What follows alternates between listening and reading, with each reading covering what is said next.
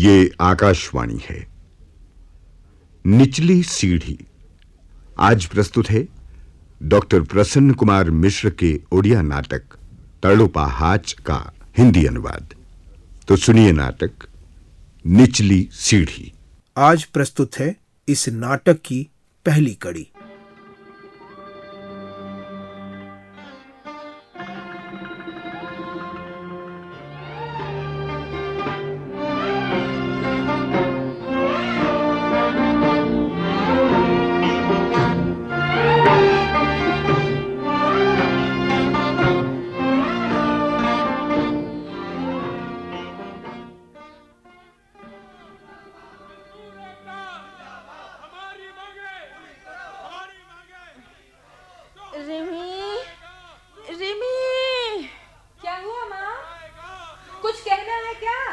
बाहर ये कैसा शोर सुनाई दे रहा है? शोर वोर कुछ नहीं है माँ।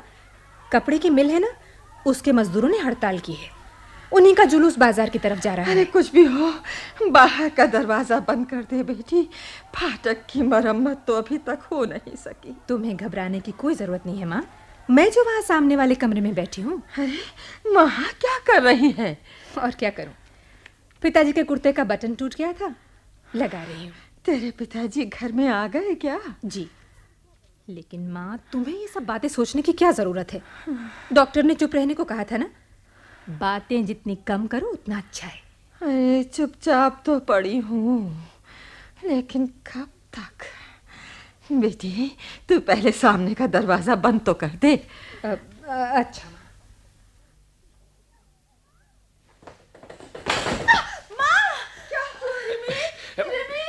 देखिए, मेहरबानी करके चिल्लाना मत। मैं आप लोगों का कुछ भी नहीं बिगाड़ूंगा। मगर आप हैं कौन और अंदर क्यों घुसे? निकल जाइए, निकल जाइए, नहीं तो मैं जोर से चिल्लाऊंगी। प्लीज चिल्लाइएगा नहीं। क्यों? पहले मुझे दरवाजा बंद करने दीजिए, फिर मैं आपके हर सवाल का जवाब दूंगा। क्या कहा? सामने का दरवाजा बंद कर देंगे? जी। अरे वाह, बिना इजाजत किसी के घर में दाखिल होना कहाँ की शराफत है? वो मुझे मालूम है मैडम। ओह, तो आप जानबूझकर अंदर आए? जी। क्या मतलब क्या है आपका? रिमी, बात क्या है? तू किससे? कोई कमरे में घुस आया है माँ। क्या चाहता है? अपने पिताजी को खबर कर दे। आप जाते हैं या नहीं? देखिए मैडम, मैं निहत्था हूँ। छुरी पिस्तौल डंडा कुछ भी नहीं है मेरे पास। मैं पूछती हूँ, आप अपनी हमारी जान बचाने की खातिर, सिर्फ आश्रय के लिए यही एक दरवाजा खुला था आपका। अपनी जान बचाने के लिए? जी मैडम, मजदूरों के जुलूस पर गुंडों ने अचानक धावा बोल दिया। जुलूस तितर बितर हो गया। फिर? मैं भाग खड़ा हुआ, नहीं तो आज मुझे जान से हाथ धोना पड़ता। विश्वास कीजिए, वो लोग मुझे उठा लेते और... लेकिन क्यों?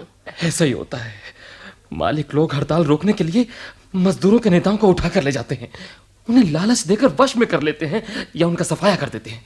ओह, तो आप इन मजदूरों के नेता हैं, हड़ताल के संचालक? देखिए, नेता कहना ठीक नहीं होगा, लेकिन हाँ, एक संगठन करता जरूर हूँ। लेकिन मिस्टर, आश्रय के लिए आपने गलत स्थान चुना है। ये बचाव की जगह नहीं है। जी, मैं समझा नहीं। पिताजी ऊपर के कमरे में हैं और नेताओं पर उन्हें बड़ा गुस्सा आता है। अगर उन्हें पता चल गया ना तो खैर नहीं। देखिए, कोई दूसरा रास्ता नहीं है मैडम। अगर मैं उन्हें दिख गया तो वो मेरा सफाया कर देंगे और हड़ताल बगैर किसी शर्त के खत्म हो जाएगी।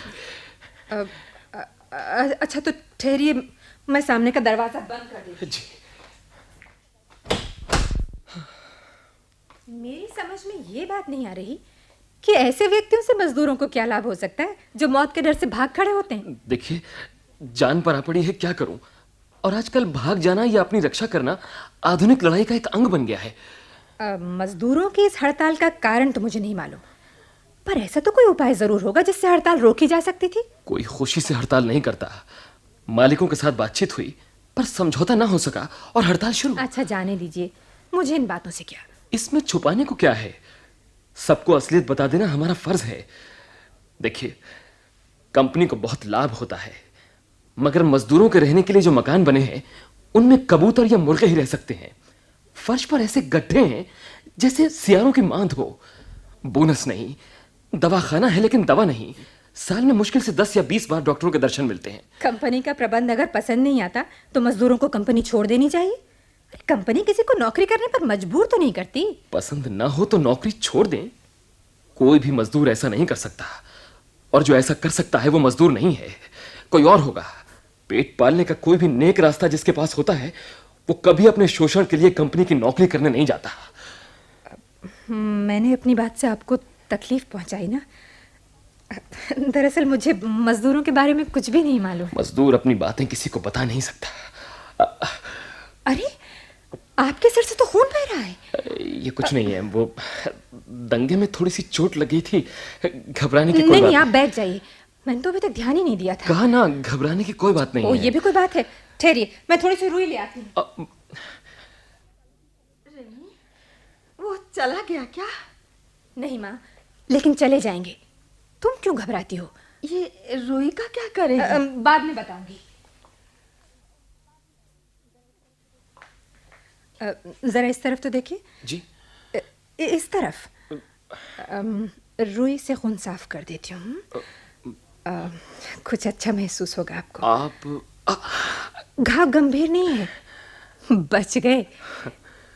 क्या करूं, हंगामे से मुझे डर लगता है। लाठी या बंदूक पकड़ना भी नहीं आता।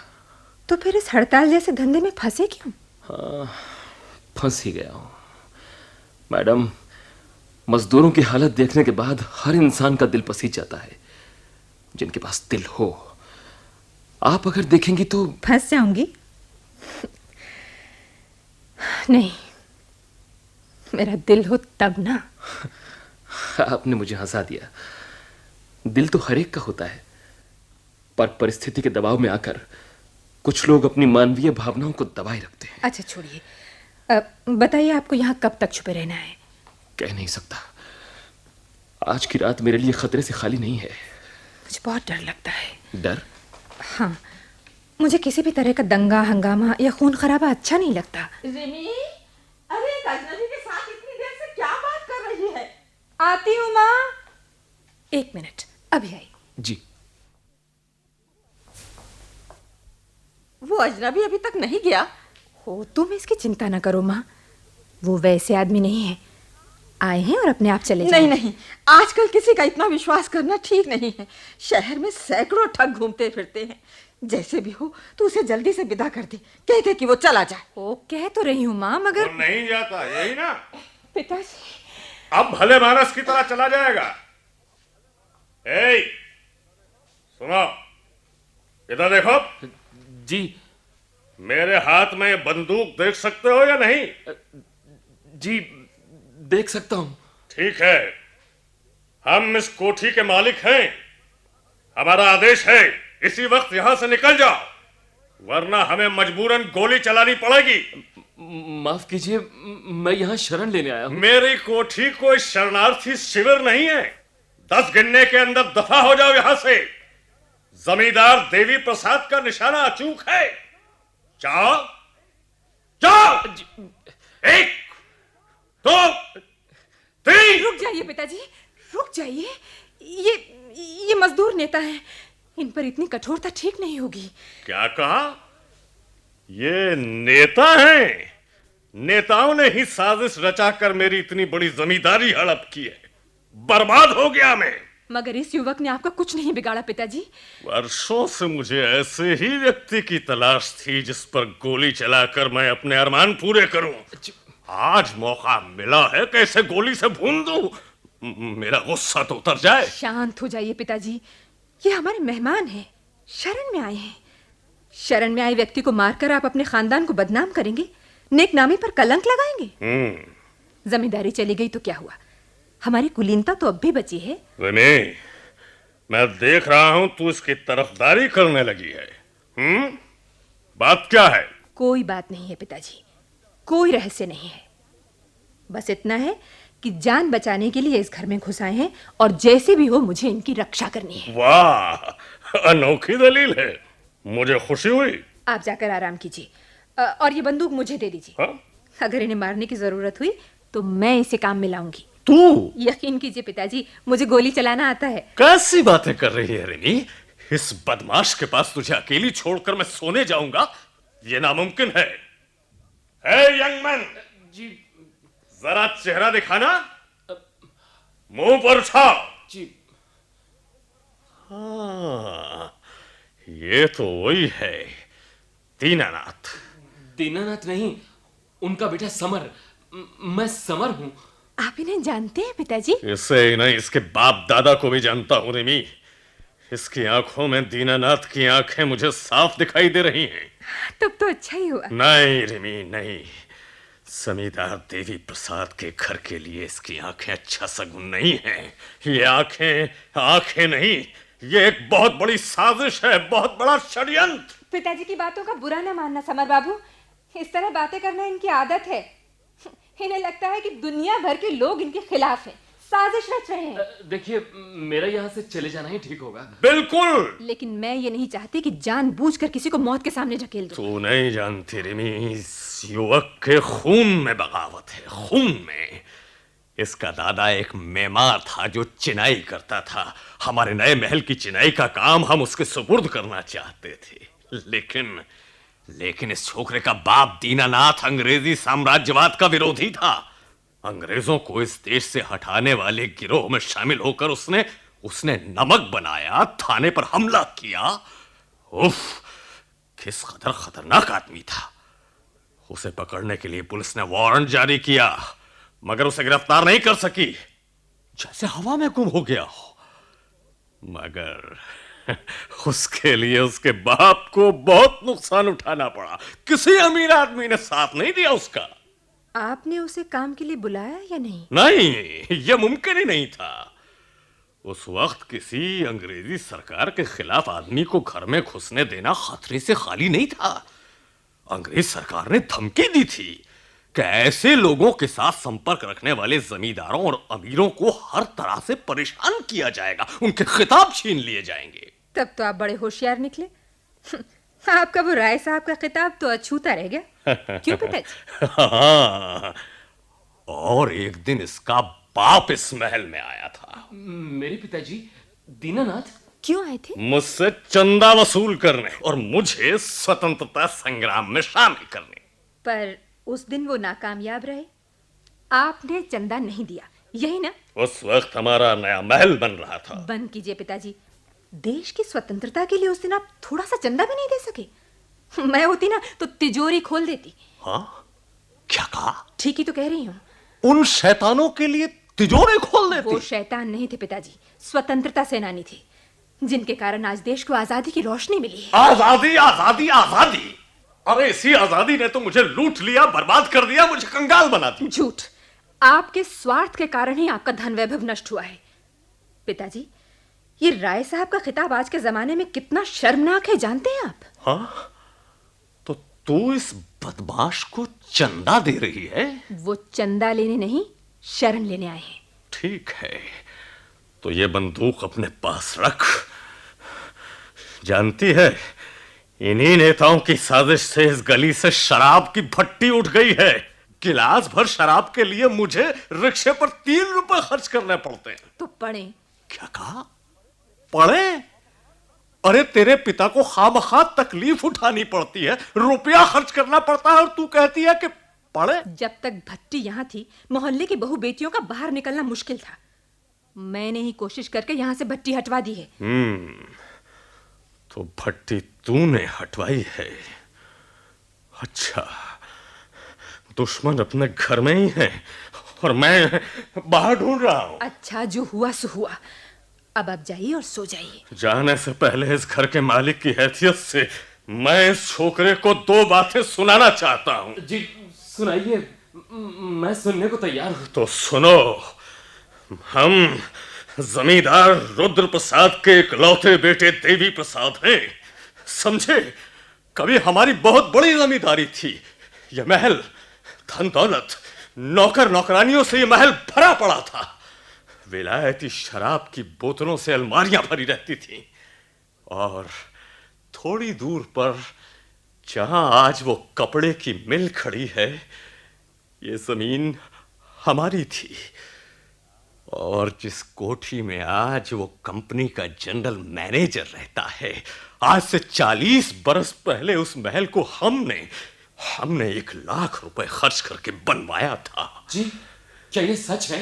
हाँ, आज देवी प्रसाद गरीब जरूर हो गया है, लेकिन उसे झूठ बोलने की आदत तो नहीं है? जी, लेकिन मैंने तो सुना था कि कारखाने के मालिक ने ये जमीन ब्रूटन नाम के किसी अंग्रेज से खरीदी थी। खामोश! हमारी कोठी में पनाह लेने आए हो और हमारे सामने हमारे दुश्मन का नाम ले रहे हो। वो ब्रूटन, वो शैतान था, वो जालसाज, मक्कार। हमारी कमजोरी का फायदा उठाकर उसने हमें ब्लैकमेल किया। पिताजी, आपको कितनी बार मना किया है, फिर वही पुरानी बातें। अगर सामने आ जाए ना तो मैं उसका खून पी जाऊं। और देख बेटी, ये आदमी भी अच्छा नहीं है। लगता है ये भी उसी ब्रूटन का आदमी है। बदला लेंगे, अब बदला लेंगे पिताजी, अब बदला लेंगे। पिताजी, क्या हो पिताजी? ओ, कितनी बार मना किया है, इस तरह आवेश में मत आया कीजिए। ओ, मैं क्या करूं मैं? देखिए, मुझे क्या पता कि ब्रूटन का नाम सुनते ही ये आवेश में आ जाएंगे। माफ करना रेमी देवी, अनजाने में भूल हो गई। ये वक्त किसी की भूल देखने का नहीं है। इनकी हालत तो... देखिए, मैं आपकी मदद करता हूँ। जल्दी पानी लाइए, ठंडा पानी। जाइए ना। पिताजी, घबराइए मत, बेहोश हो गए हैं। पानी लाइए, पानी। जाइए। ये लीजिए। लाइए। हाँ, पानी छिड़किए मुंह पर। हाँ, मुंह पर छिड़किए, डरने की कोई बात नहीं। छिड़किए पिताजी, और छिड़किए। देखा, होश में आ रहे हैं। पिताजी, पिताजी। लगता है मुझे यहाँ से चला जाना चाहिए। चले जाएंगे तो आए क्यों थे? जी, होश में आने के बाद यहाँ मुझे देखकर ये फिर से आवेश में आ जाएंगे। ठहरिए, बाहर आपकी जान को खतरा है। अपने ऊपर इतना निर्मम होना ठीक नहीं। पिताजी, ओह, क्यों आया था? आप मत बोलिए पिताजी। ये उस ब्रूटन को मारने की प्रतिज्ञा लेकर उसकी तलाश में है। और इसीलिए नेता बने हैं। अरे, तू सच कह रही है? बेटी, तू सच कह रही है? तू इसकी मदद करना। करूंगी पिताजी, जरूर करूंगी। आप जरा शांत रहिए और आराम कीजिए। अच्छा, ठीक है। यंग मैन, जाओ, मैंने तुम्हें माफ कर दिया। आओ, हमारे करीब आओ। जी। क्या नाम बताया था? जी, समर। अच्छा, समर। ठीक है, तुम यहीं ठहरो। हम कह रहे हैं, देवी प्रसाद इस कोठी के मालिक कह रहे हैं। और यकीन मानो, हम गरीब हो सकते हैं लेकिन नीच नहीं हैं। वो ब्रूटन, वो नीच है, घटिया, बहुत घटिया आदमी है, बहुत जालिम आदमी है। उस वक्त तो अंग्रेजों का राज था, हम उससे बदला नहीं ले सके। ओ, फिर बातें शुरू कर दी। चलिए पिताजी, ऊपर चलकर आराम कीजिए। तू बिगड़ती क्यों है? बिगड़ने या गुस्से में आने को डॉक्टर ने मना किया है। पिछली बातों की याद आते ही आप गुस्से में आ जाते हैं। हाँ, ठीक कहा बेटी, ठीक है। चलते हैं। समर बाबू, आप जरा यहीं रुकिएगा, मैं पिताजी को उनके कमरे में पहुंचाकर आती हूँ। जी। चलिए पिताजी। हाँ, चलता हूँ। मगर सुन रही, एक शर्त पे चलूंगा। फिर कैसी शर्त? देख बेटी, कल तुझे एक दावत का इंतजाम करना होगा, अच्छी सी दावत। हाँ, डिनर पार्टी। और उस डिनर में हमारे खास मेहमान होंगे समर। वो सब बाद में देखा जाएगा, पहले आप चलिए ना। नहीं बेटी, बाद में नहीं, हमें वचन दे के कल दावत होगी। अरे ज्यादा कुछ नहीं, बस ये कोई 200 रुपए लगेंगे। इतने रुपए मैं कहाँ से लाऊं पिताजी? किराए की रकम तो कब की खत्म हो चुकी है। माँ बीमार है, रोज डॉक्टर और दवा दारू में कितना पैसा जाता है आपको क्या मालूम? देख ना रेमी, तेरी माँ की तिजोरी में जो खूबसूरत गहने भरे हुए हैं ना, उनमें से अगर एक बेच दे तो इससे बड़े बड़े 10 डिनर हो सकते हैं। गहने कभी थे पिताजी, आपने एक भी नहीं छोड़ा। एक एक करके सारे बेच डाले। अब तो तिजोरी खाली पड़ी है। झूठ बोल रही है, सरासर झूठ बोल रही है। अगर आप होश में होते तो जाकर देख लेते। हम होश में नहीं है।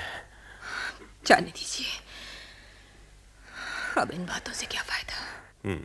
आपके सामने मेरे अनुनय विनय की कोई कीमत नहीं है। चलिए आराम कीजिए, जैसा आप चाहते हैं कल वैसा ही डिनर होगा। थैंक्स। अच्छा यंग मैन जी। कल डिनर खत्म होने से पहले तुम यहाँ से नहीं जा सकते, समझे? चल बेटी, हमें आराम करना है। समर बाबू, आप यहाँ जरा आराम कीजिए, मैं अभी आई। लेकिन भूलकर भी पास वाले कमरे में मत जाना, वहां मेरी माँ सो रही है, जाग जाएगी। मैं अभी आती हूँ। जी। चलिए पिताजी।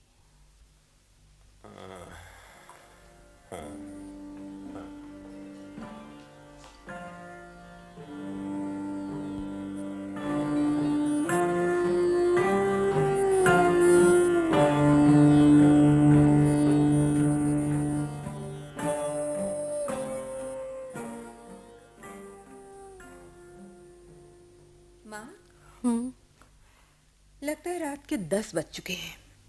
दवा ले लो।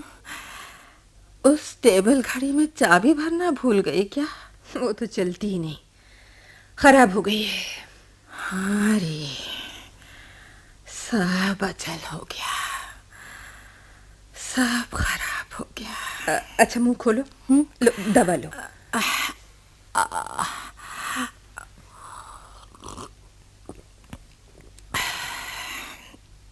अच्छा वो आदमी चला गया ना? चले जाते, लेकिन पिताजी ने उन्हें रोक लिया। क्या? पर क्यों? उनका दिमाग खराब हो गया है क्या? पिताजी का हुक्म है कि कल एक डिनर होगा। डिनर होगा? छी छी, शर्म नहीं आती तेरे पिताजी को? नशाखोरी और मौज मस्ती में सारी संपत्ति उड़ा दी, फिर वही डिनर। छी छी, वो सब मैं देखूंगी माँ। अरे तू क्या क्या देखेगी? घर बार संभालेगी, अतिथियों की देखभाल करेगी। सारी बातें देखते देखते देख तो तेरा चेहरा सूख कर कांटा हो गया है। मैं बीमार, बाप मिट चुके वैभव के झूठे नशे में चूर, हाथ में पैसा नहीं। माँ। हाँ, उस ब्रूटन की बात फिर क्यों उठी? क्यों ना उठे? क्या ब्रूटन ही खराब आदमी था? तेरे पिताजी कौन से अच्छे आदमी थे? दोष तो उनका भी था। क्या दोष था पिताजी का? क्या दोष था? सुनना चाहती है तो सुन। उस समय की बात है जब हमारा नया महल बन चुका था। कान का मालिक ब्रूटन साहब कुछ ही दूरी पर रहते थे। उनकी एक बेटी थी। तेरे पिताजी उससे मिलते जुलते थे, लेकिन मुझसे छिप छिप कर। एक बार ब्रूटन लड़की को अकेली छोड़कर रंगून चला गया। उन दिनों तेरे पिताजी का उस नए महल में जाना और ब्रूटन की लड़की से मिलना जुलना जरा ज्यादा ही बढ़ गया। फिर जब ब्रूटन वापस आया, उस लड़की ने सती साध्वी की तरह तेरे पिताजी पर इल्जाम लगाया कि उन्होंने उसके। ब्रूटन उस लड़की की शिकायत सुनकर खौल उठा और गहरी अंधेरी रात में अपने 2 गवाह लेकर घोड़े पर सवार होकर गरजता हुआ यहाँ पहुंचा। जिम्मेदार देवी प्रसाद किधर है? अरे ब्रूटन साहब, आइए आइए। तुमने हमारे साथ अच्छा खेल खेला जी। मगर तुमको मालूम होना चाहिए कि ब्रूटन जितना प्यारा दोस्त है उतना ही कठोर दुश्मन भी है, और दगाबाज को सजा देना वो अच्छी तरह जानता है। I will kill you. Bruton साहब, पर बात क्या है साहब? आप इस आधी रात को मेरे स्वामी ने आपका क्या बिगाड़ा है साहब? वो सब हम आपको नहीं बताएगा। हम अंग्रेज हैं, औरत लोग के साथ कैसा बर्ताव करना होता है हम जानता है। लेकिन देखिए मालकिन, आप अगर अंदर चली जाएं तो अच्छा होगा। हाँ मालकिन, आप अंदर चली जाइए। नहीं साहब नहीं, हम औरतें अपने पति के सुख दुख में हमेशा साथ देती हैं। साहब, मैं जानना चाहती हूँ कि बात क्या है। आप अंदर जाओ। नहीं, आप बताइए क्या बात है। तो सुनो, जो हस्बैंड जिम्मेदार देवी प्रसाद हमारी बेटी के साथ बेरोक टोक मिलने का चांस लेकर उसके साथ जबरदस्ती किया। ऐसा नहीं हो सकता। आपको ये सब नहीं सुनना था मालकिन। हाँ मालकिन, इस दगाबाज को हम माफ नहीं करेगा। उसके नाम किस करेगा, काला पानी भेजेगा। नहीं साहब नहीं, जमींदार साहब पर रहम कीजिए साहब, इतना कठोर ना बनिए। हाँ मालकिन, मालिक आप उनसे मुआवजा ले लीजिए। आप जो चाहेंगे ये दे देंगे। उन्हें जेल मत भेजिए सरकार, उन्हें जेल मत भेजिए। मालकिन पर रहम कीजिए हाँ साहब। सरकार, मालकिन पर रहम कीजिए। हाँ साहब, मुझ पर नहीं, इस खानदान पर दया कीजिए, इसे बेइज्जती से बचा लीजिए। बोलिए साहब, बोलिए, आप क्या चाहते हैं? कितना पाने से आप शांत होकर यहाँ से चले जाएंगे? हमसे ज्यादा हमारा बेटी को नुकसान हुआ। वो नया महल मांगता है। वो महल हमारी बेटी के नाम लिख देना होगा, और खर्चे के लिए 50,000 रुपया देना होगा, और हमारे वास्ते उस महल के पास जो 50 एकड़ जमीन है वो लिख देना होगा। क्या तुमको ये सब मंजूर है?